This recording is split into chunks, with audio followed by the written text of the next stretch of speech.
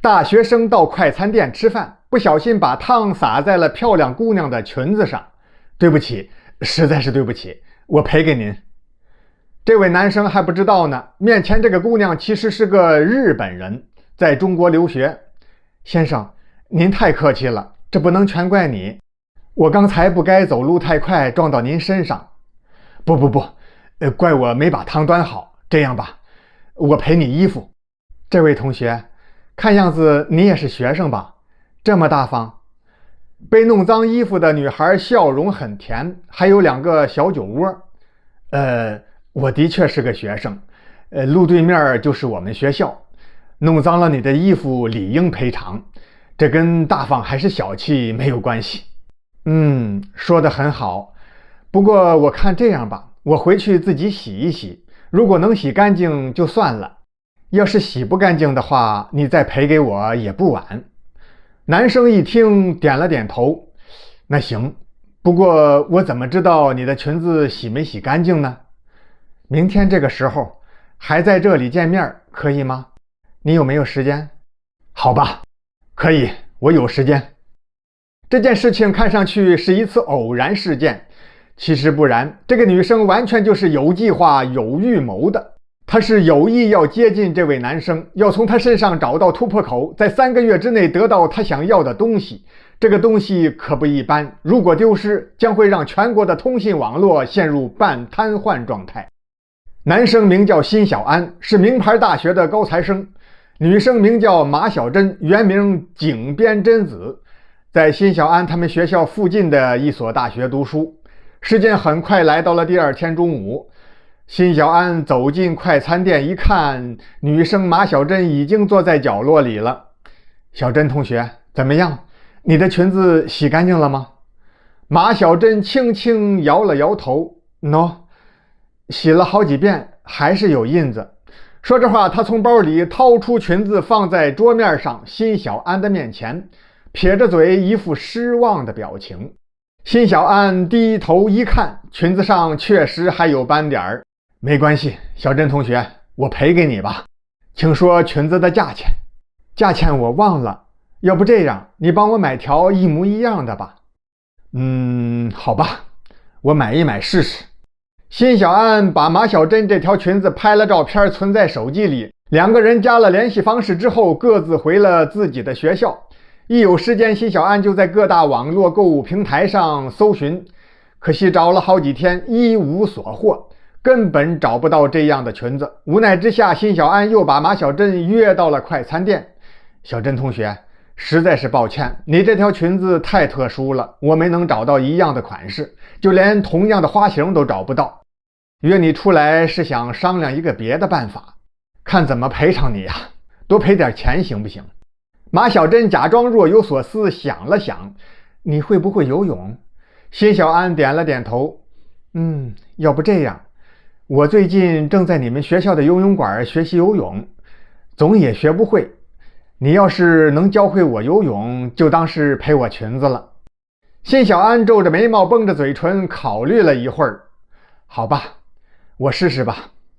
马小珍本身水性很好，却假装不会游泳，在一次次学习游泳的过程当中，与辛小安不断的拉近距离。1个月之后，2个人自然而然成为了男女朋友，恋爱了。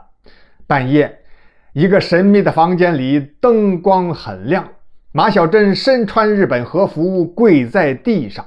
对面茶几后边坐着他的上司，一个留着光头肥胖的中年男人。就见这个男人用手挠了挠小鼻子头，开口说的是日语。贞子小姐，你的表现很一般，进展太慢了，要抓紧时间拿到我们要的东西。嗨，松本先生，我正在加紧进度，下一步就要到辛小安家里去了。要牢牢记住，辛小安的父亲辛刚才是我们真正的目标，总部要的是他手上的技术资料，你得明白。嗨，松本先生，我非常明白。这位松本满意的点了点头，然后朝马小珍摆摆手，让他退出去了。第2天一起看电影的时候，马小珍一头扎进辛小安的怀里，气息香甜，语调温柔。小安，你什么时候带我去见你的父母啊？辛小安说本周末就行，我的爸爸妈妈都会在家。辛小安的父亲辛刚是一位通讯领域的尖端专家，他带领的团队屡次取得重大科研成果，在国际上享有很高的声誉。时间一晃到了周末，辛小安高高兴兴带着女朋友回家，第一次登门拜见父母。马小珍长得非常漂亮，可以说超过了许多的明星和模特，性格还特别好，也很会说话。辛小安的父母对儿子谈的这个女朋友非常满意，一家人高高兴兴做饭烧菜，在家里度过了一个愉快的假期。从此之后，每当到了周末，辛刚夫妇二人只要是在家，就会让他们的儿子辛小安带上女朋友马小珍来家里吃饭。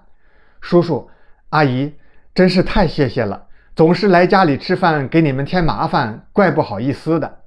哎，小珍呀，你父母不在国内，就把这里当做自己的家就行了。